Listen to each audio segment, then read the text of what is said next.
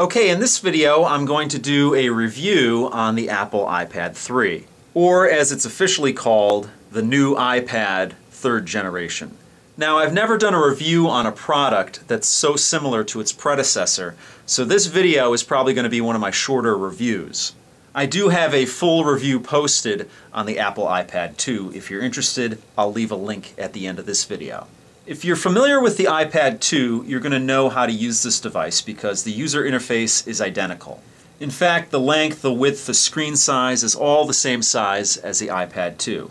You still have the 9.7-inch screen, you have the home button down here, your front-facing camera is unchanged, bezel is the same size, you still have the same color options, black or white. There's still 18 variations on this device. You can get it in a 16 gigabyte version, a 32 gigabyte version, or a 64 gigabyte version. You have the same glass on the front, the same aluminum on the back, same placement for your rear camera, your power button, your 3.5mm headphone jack, your lock switch or mute switch, and your volume rocker. The device runs iOS 5.1, which is very similar to iOS 5. And iOS 5 was the big upgrade where they gave you the notification center up here, where they allowed you to actually use this device out of the box without having to connect it to a computer. And it gave you some interesting keyboard options on the device where you can split the keyboard and move it around if you'd like.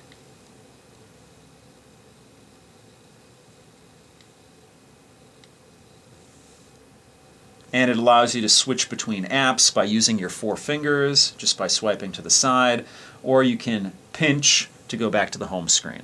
All of those things should be familiar to you if you're familiar with the iPad and iOS 5. Now that we've covered the similarities, let's go into the differences. The first thing that you should notice on this device when you see it in person is the screen. The resolution on the screen is 2048 pixels by 1536 pixels, and that's QXGA resolution. That gives you 3.1 million pixels on the screen and a pixel density of 264 pixels per inch. Truly, you cannot see an individual pixel on this display, and that gives you much clearer images on the device. So that's a definite upgrade from the previous iPad, the iPad 2, which had 1/4 the resolution. So to put that into perspective, if you cut this screen up into 4, one of those segments is the resolution of the Apple iPad 2.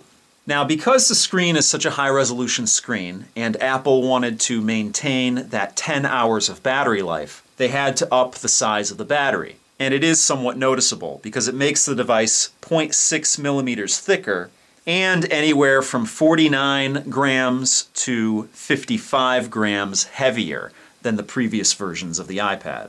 And the reason you have that range in weight differences is because on the Apple iPad 2, the Wi-Fi version weighed different from the AT&T 3G version and different from the Verizon 3G version.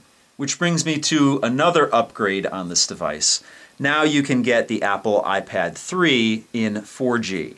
And here in the United States, that means you can go with AT&T or Verizon.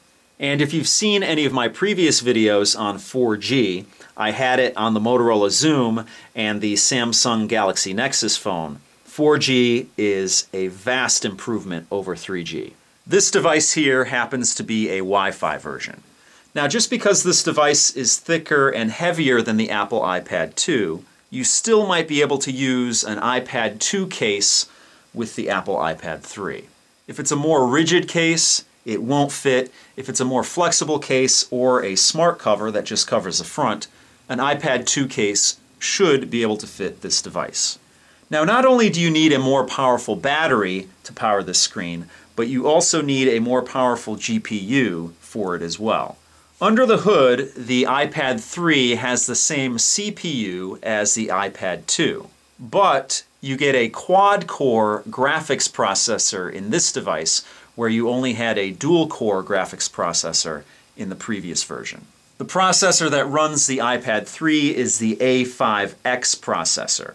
And if you check out my previous video, you can see the differences in the benchmarks between the iPad 2 and the iPad 3.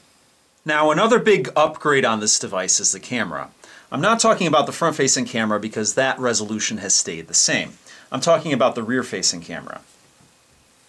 The rear camera on this device is a 5 megapixel, 5 element iSight camera, and you can do 1080p video with this camera. I have several video tests taken with this camera and the front-facing camera on my channel, so you can click on the link at the end of this video if you want to check those out. Also, on my Google Plus page, I've posted some still shots taken with the front and the rear-facing camera, so you can see what the quality is on that as well. But in short, I've found that this is quite an upgrade to the previous camera on the iPad. It takes good quality stills and good quality video. A definite upgrade from the 0.7 megapixel camera that was on the iPad 2. Now, another upgrade you'll find on the iPad 3 is dictation. They've added a little mic button to the keyboard. Now, it's not Siri integration. Siri can only be found currently on the iPhone 4S. But dictation is handy because you can actually use it to do voice to text. And pretty much wherever you have a scenario with the keyboard, you can use that voice to text. Tech Harvest.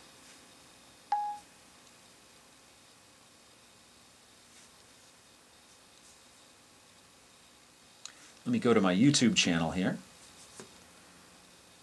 And I'm just going to show you the performance of the pinch to zoom and the scrolling.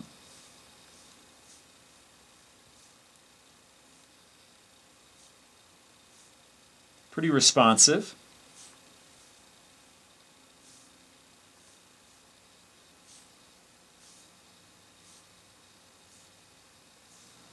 And I'll pinch to zoom in and out.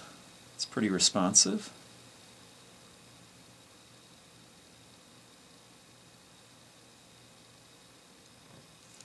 Let's go back out, and I'm going to hit a note-taking program here. I'm going to go to Notes, and I'm going to see how the dictation works.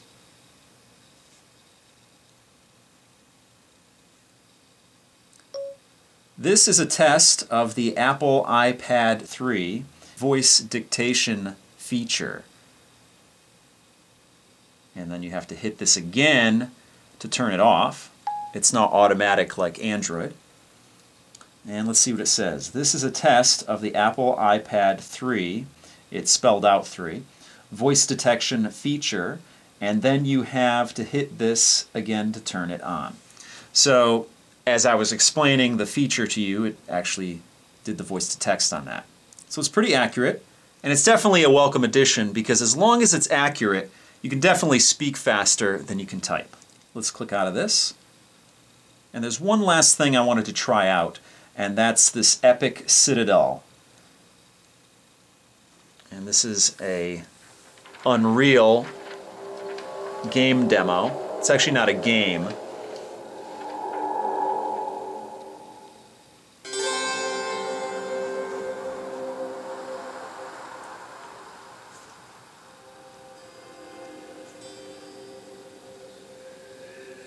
It's more of a tech demo. Let's hit start here. And basically it allows you to navigate through. But I chose this because I wanted to show you graphics on this device because, again, the resolution on the screen is the Retina display, and you have to push a lot more pixels to get graphics on this screen.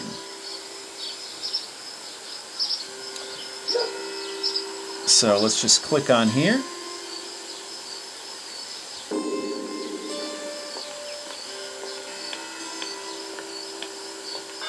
And it's basically just showing me the controls of the game, or the demo here. So you have these two little areas here where you can use to control. Let me zoom this in a little bit more so you can see the resolution of this. And then you have a second joypad over here, which does your direction. And then this does your looking around. And I'm more used to doing this on a gamepad than I am used to doing it on a touch screen like this.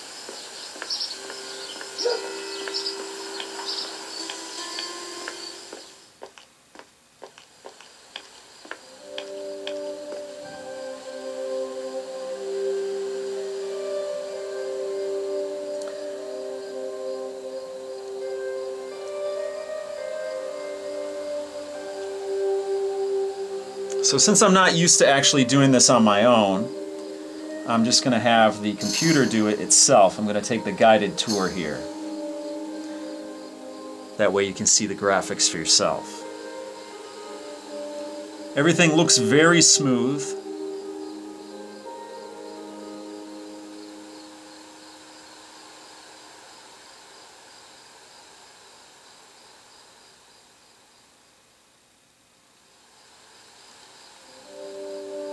And it's pretty impressive.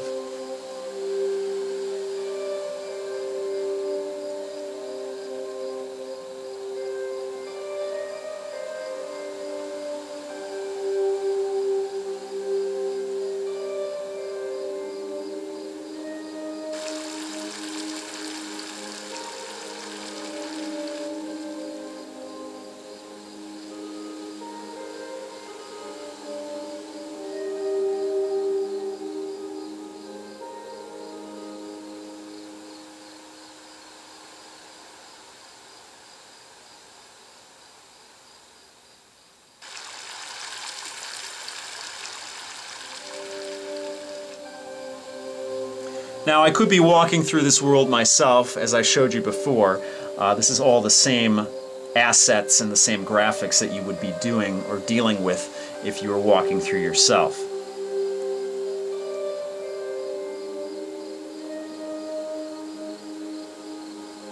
So I think that gives you an idea of what you're dealing with graphics on this device. So that's the brand new Apple iPad 3. If you're in the market to buy a tablet right now and you like iOS, then this is a great option for you.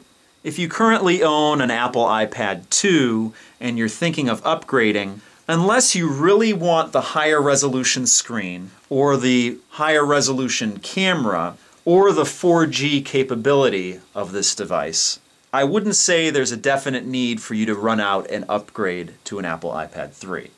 So that pretty much does it for this video. If you have any questions or comments, please post them down below. If you like what you see, please subscribe. And as always, if you want to help out my channel, you can give me a thumbs up or favorite this video. So that's it for now. I'll see you guys next time.